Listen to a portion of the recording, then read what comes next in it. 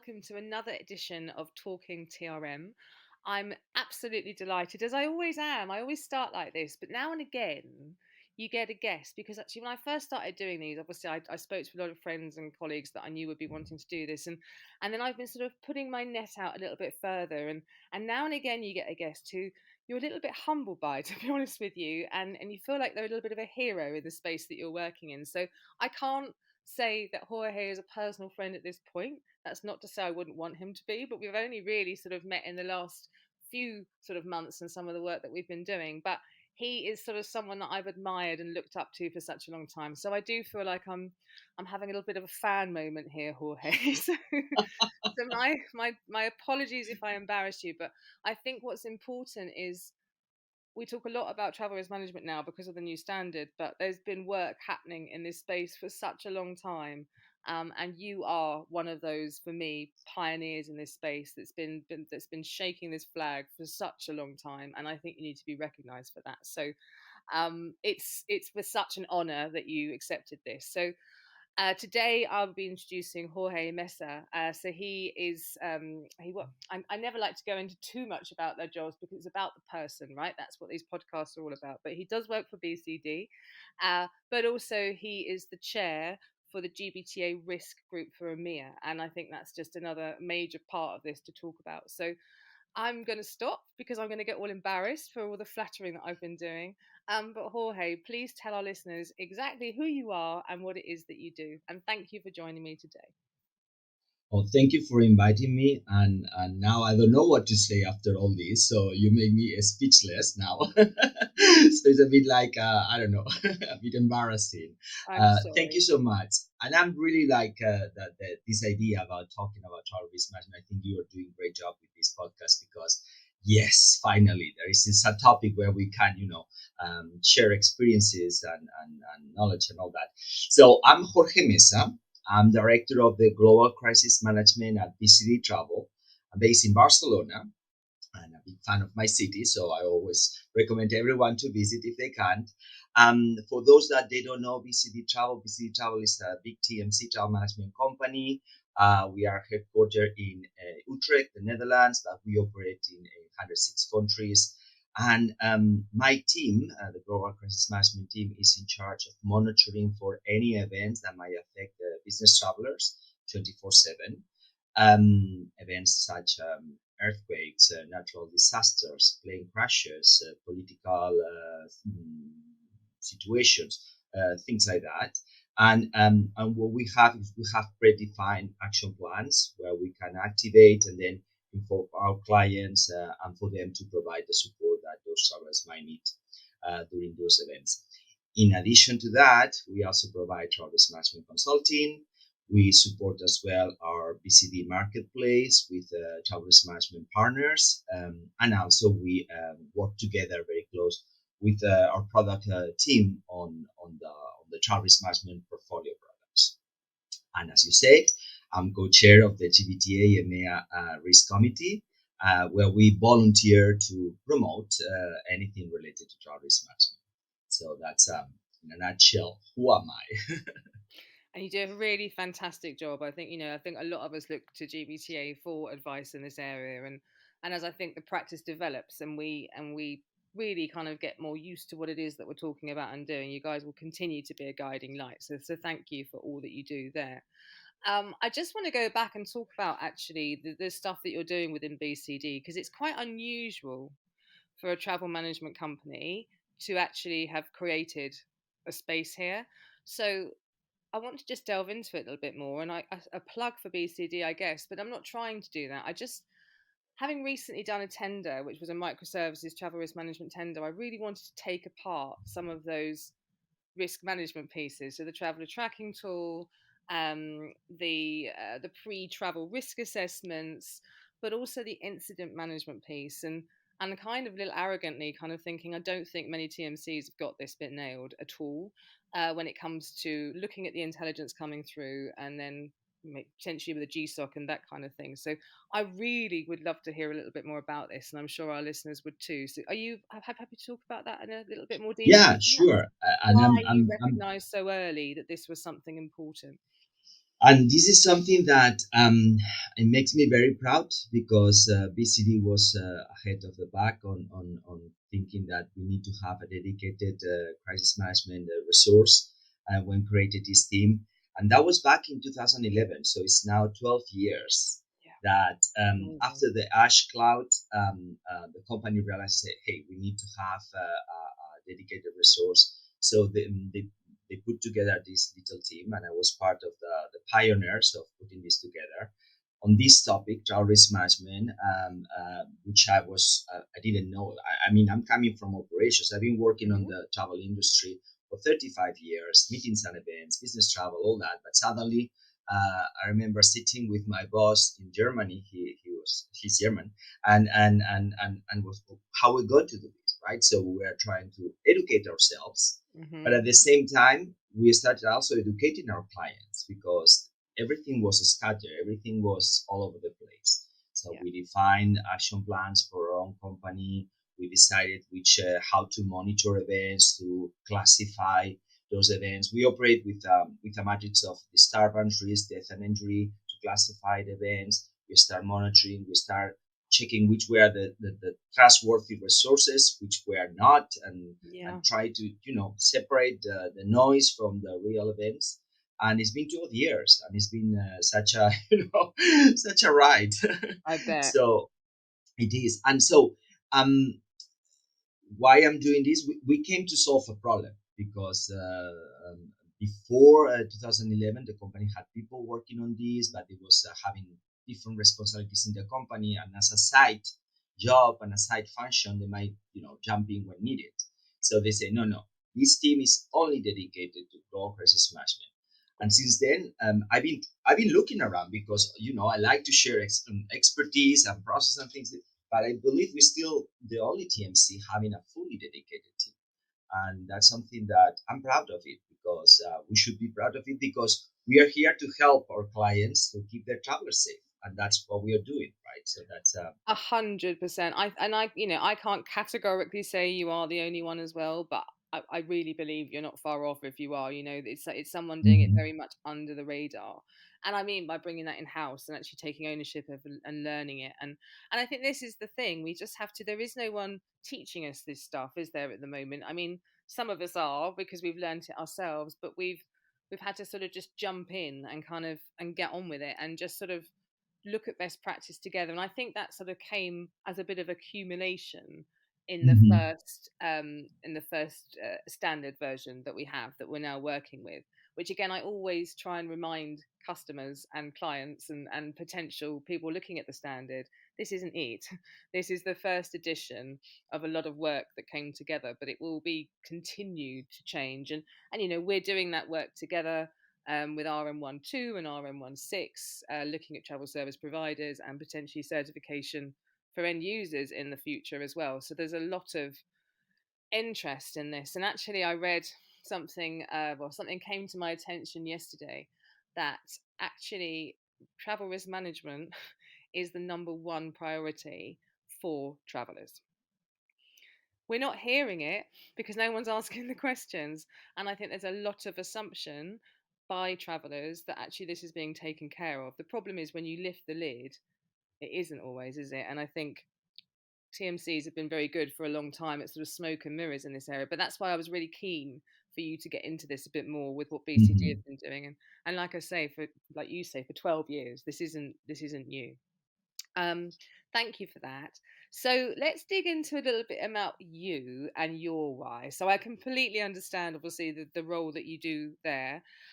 What drives you to do this? Because it's not easy, is it? Trying to trick culture change and look at things in a different way. So what is it that makes you get out of bed every day, Jorge?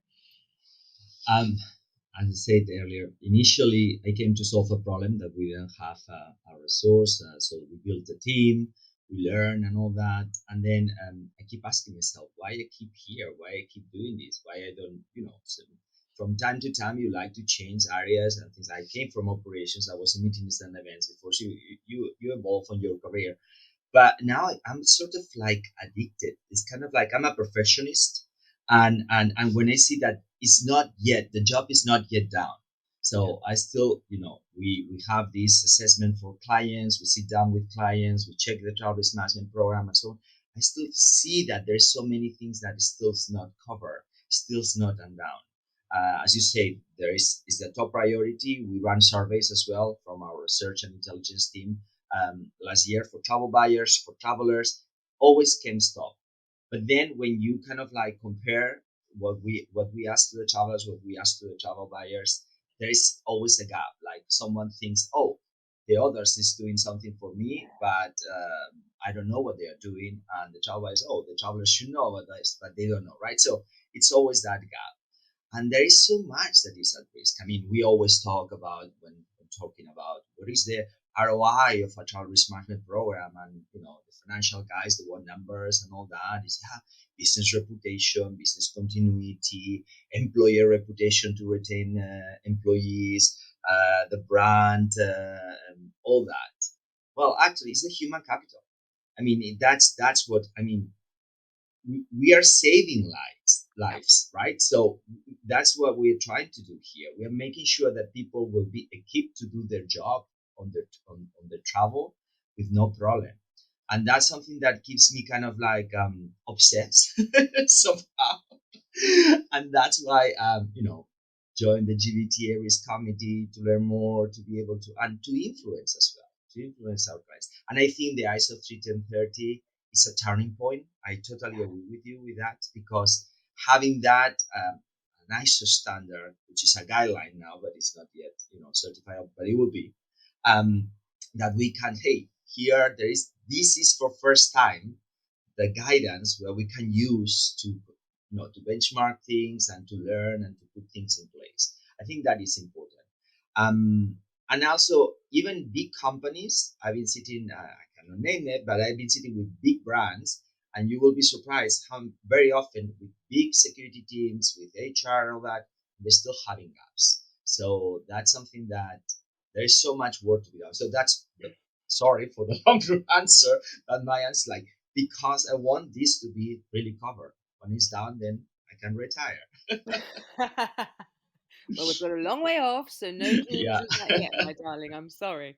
I love this, and I think it's my passion as well. That's what drives me, is that I can see there's so many places within the journey, within the corporate journey, but also beyond that, within the suppliers and everything else, that travel risk management not only touches but really addresses and can try and make a lot better than it currently is now.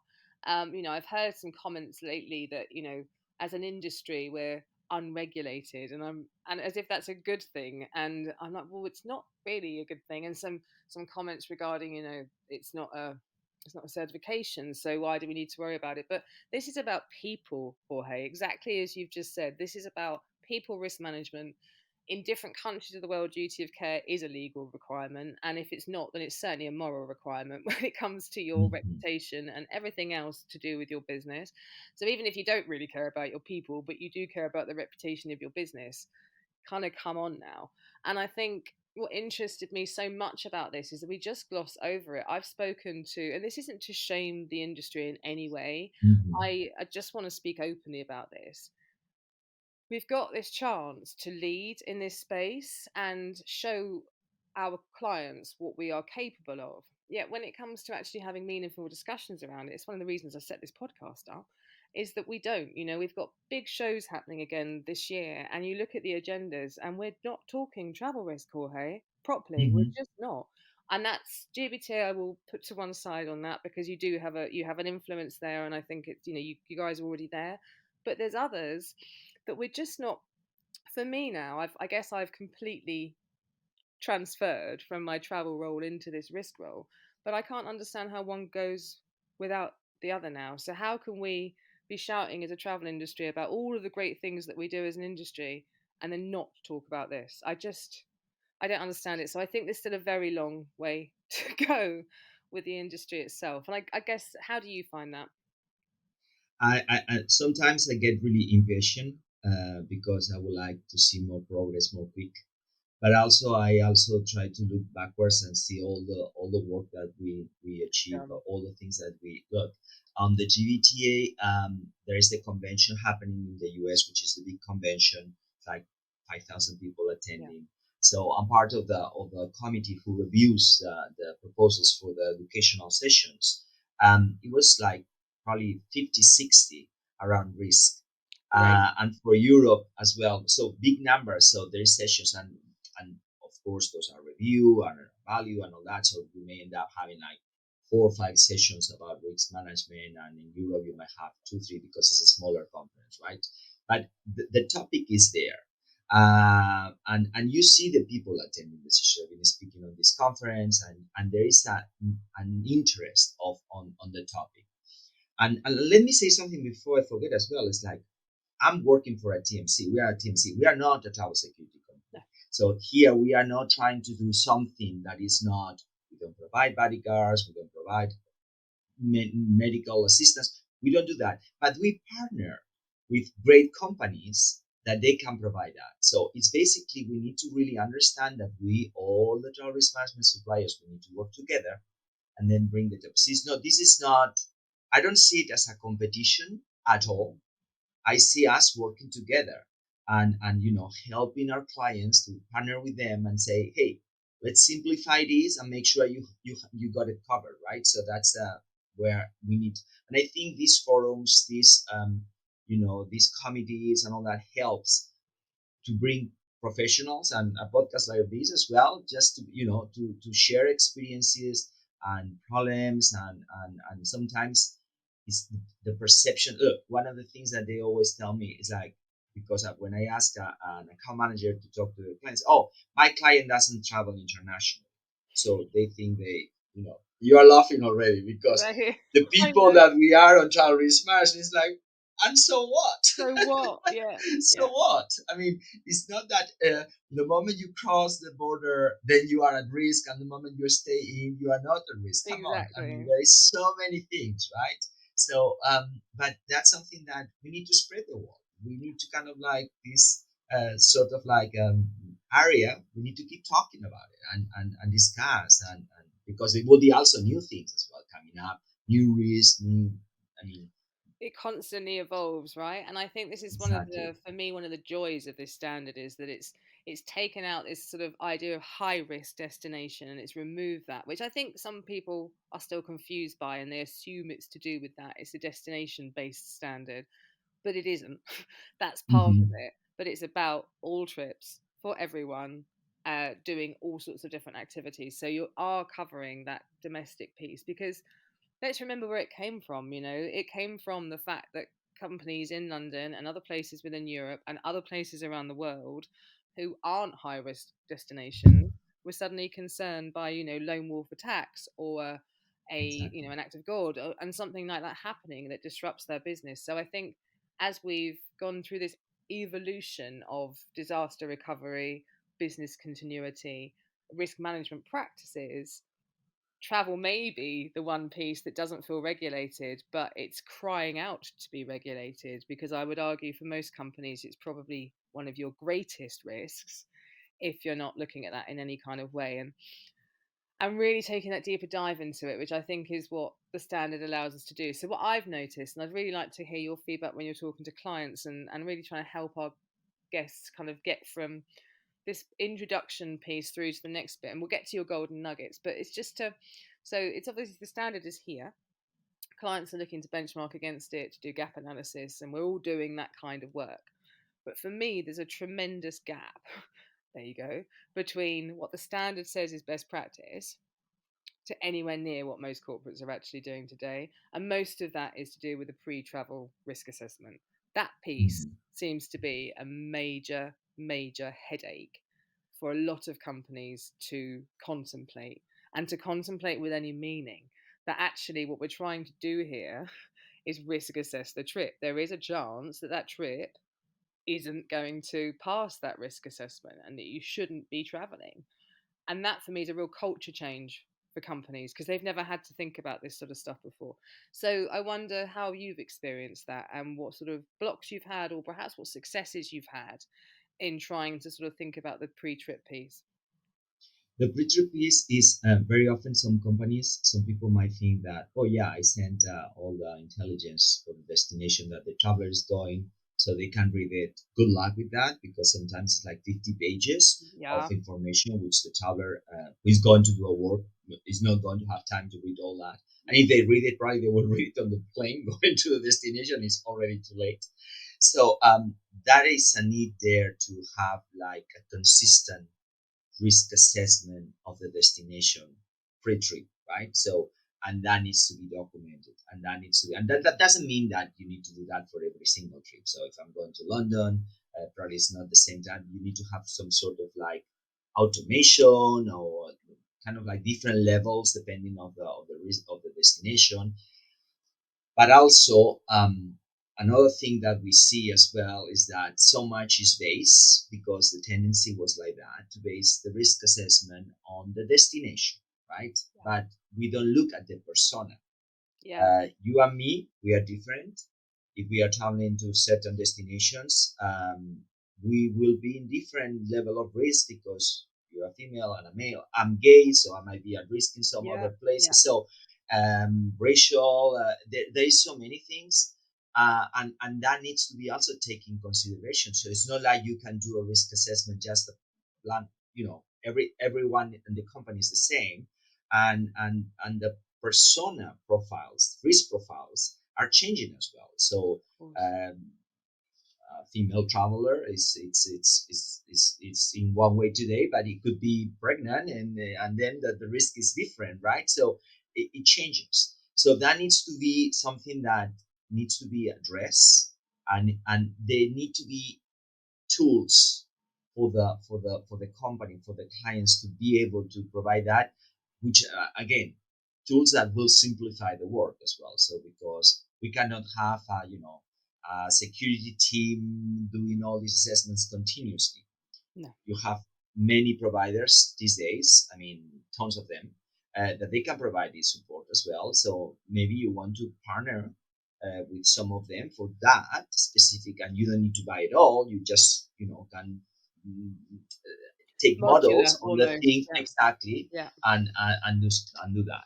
So that's one thing, and allow me to that I will jump into another thing that I think it is very related as well, is that you need to partner with your travelers, because you could do all this pre-trip risk assessment and all that, but if they are not aware that they are part of keeping themselves safe Yeah. and they play a role, uh, remember the discussions on the ISO 31030 about duty of loyalty, right? So Yeah. that Yeah. term that I think is very appropriate somehow, because that's the other side of the coin as well.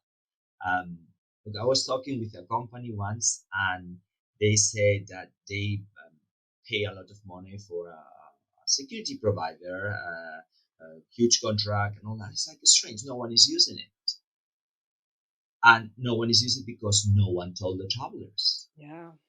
Yeah. So the travelers didn't know, they could not use. So I mean, you need to partner with them. You need to see what it fits them. And now that we are getting on the different generational approach, I will stop there. But you cannot communicate the same to a boomer generation to a Gen Z, right? So that's a, And I think they're ultimately looking for completely different things as well, isn't it? And again, that's not to categorize by generation, but to learn per generation. I think it's something that Gen Z employees will look into the workforce and the company that they're going to work for and ask for some of these things. Whereas Mhm. certainly Gen X, which is me, that were just kind of told what to do to get on with it, and you just didn't question it. So I've probably put myself into situations that I wouldn't normally have done, just because there was Mhm. nothing there to sort of protect me. And I think we sort of make we sort of this horrible these horrible conversations around the snowflake generation and this kind of thing, and I just don't think that's true. I think that they're just demanding things that should have always been there. Why should you go on a trip somewhere that perhaps you've never been to, that you're going to be vulnerable, and not have the things in place to protect you? Why is your company not doing that? And I think that that is the right question to be asking. And I hope Absolutely. that you can influence others within Mhm. their organization to ask those questions as well. And I think the other thing that we've talked about a little bit across this podcast, it's interesting to hear you sort of bring it up again, is It's this knowledge piece. You're absolutely right. Don't send your travelers a 50-page email because they're not going to read it. It's about getting them the right information at the right time when they need it and being able to audit that. And I think that's the bit that Exactly. feels like a bit of a headache for customers at the moment when pre-COVID there was no way they were going to be doing free travel risk assessments, and it kind of feels like with volumes having increased in the last sort of 12 months we're back there again. So one of my kind of conversations around this is let's look at this purposeful travel piece. This, how do we get to that? How do we understand whether it's purposeful, whether it's meaningful, mindful travel, whatever we want to call it, justified travel? I think that's the key to help with clients. And the only way we will get to this is by speaking to our travelers. Thank you, Jorge, for that. I can't tell you how important that is. Carol Fergus has recently done a recording with us, which will be out by the time this one comes out, so everyone will have heard it. But she talks about the fact that people talk about their bookers and they want to make their bookers happy with a company.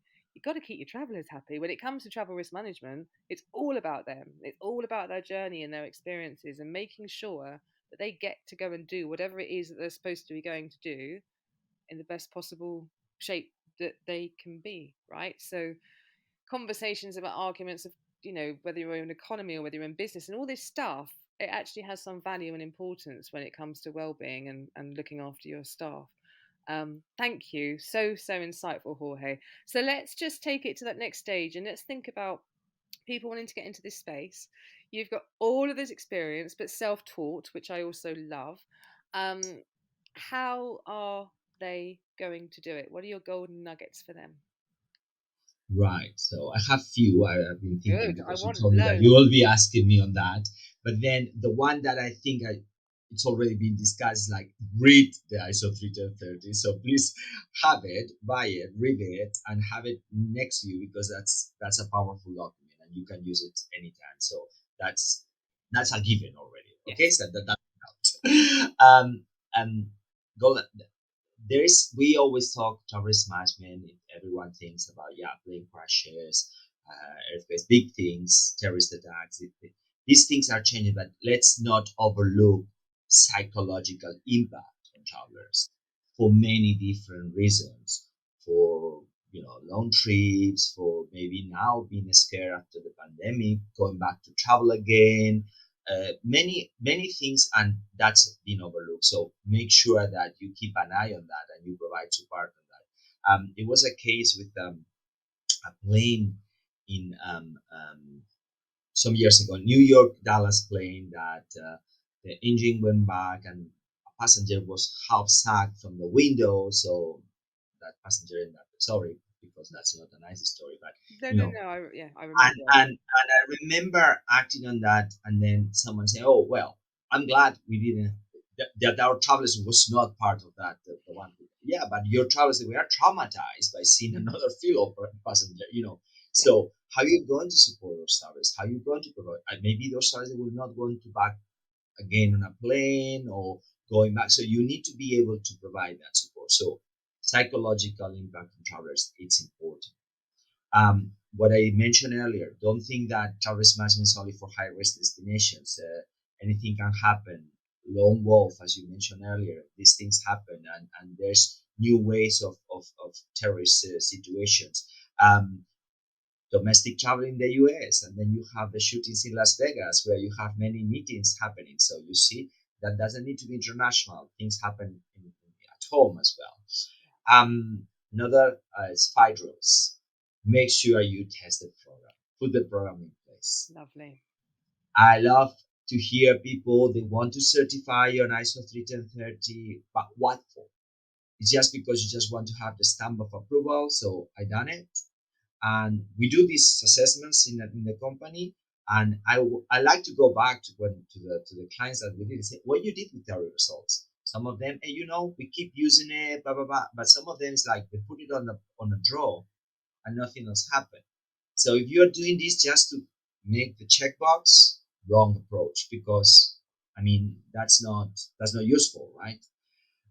So fire drills that way you can spot errors, spot nuggets. You really can see well who was in charge of this and all that. So test the program end to end. And then the last one, traveler engagement. That's kind of like what you were saying, right? So just keep your travelers engaged. Explain the why we are doing this. It's not just because we want to annoy you to make your booking more difficult, fill so many forms and all that. You need to be prepared for your trip in order to be a happy traveler, right? So Right. that's and do your job. So that would be the four And items. I want to touch on all of those, but just on the last one, just quickly, I think just circling back, right at the beginning, we said that travelers are wanting to know that you've got that's like the most important thing is travelers wanting to know that travel risk management is taken care of. Yet we seem to be scared as companies to talk to our to do the why. I've always said this within travel policies, like policies won't work if you just literally demand that people do things. Do you know who humans are? Have you looked at us over the last, however many thousands of years? We don't do that. We like to find out why. We like to be informed, and I think certainly these new generations coming through are even more like that. They're really questioning authority and why Exactly. things have been done in a certain way. So tell them, show them, and don't be scared to kind of to have these conversations. That to me is just so important. It's so easy, and just tying back to another piece that you just talked about there, to write a policy, to dust it all off and just to tick a box and to put it into I always used to put it this kind of library of policies. I have this dusty old vision in my dusty old room in my vision of these, you get them dusted off and go, look, I've got it, just for your sort of audit purposes. That is not going to wash with this standard, because with standards have kind of understood that this kind of happens now. There's certain standards that does feel very much like it can feel like a sort of audit tick box when you're going through that. And I think that's the whole point with this risk management group. It's a different, it's you are your business owner. You understand your business better than we do. So tell us what your risks are, write them down, mitigate against them, and then, so help you God, make sure you're doing that, because we'll want to see proof should you ever find yourself in court. And that's the point with this travel risk management piece. You can't just write a travel risk management policy and that's it. You can't just bring a piece of technology in and say that, oh, And I that's work it. with a global Exactly. TMC, I work with a global insurance company, I work with a global assistance company. Tick.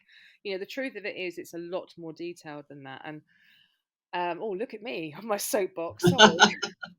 But it really is, and I think, and the proof is in the pudding. If you've got to stand up in front of families, or a family of someone that perhaps has got serious injuries or has not survived a trip, you have got to show them that you did everything in your power to make that not happen.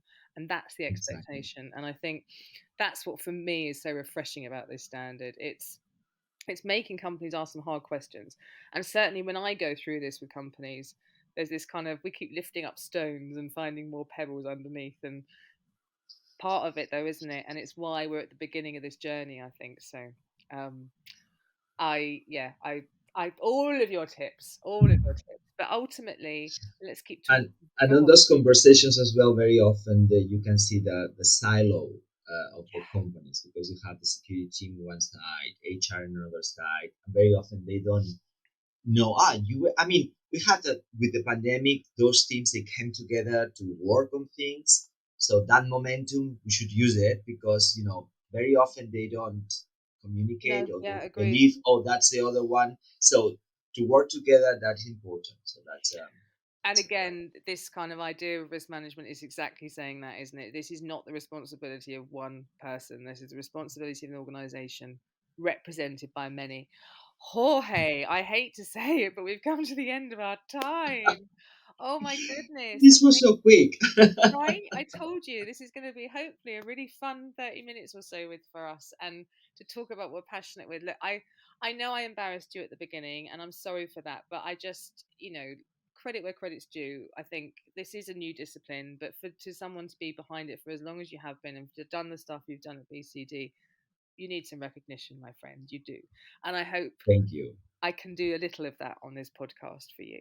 Um, Thank you for joining us. I hope you enjoyed it.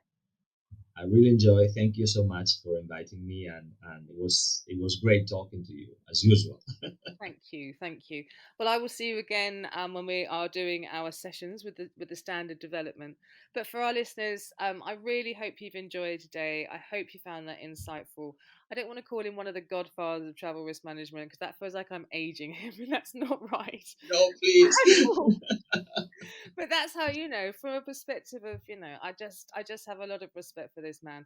So you've been listening to Talking TRM with Travel Respects. Our special guest today was Jorge Mesa. If you'd like to hear more of our podcast, please do subscribe. We're available on all channels, and you can also see us on YouTube.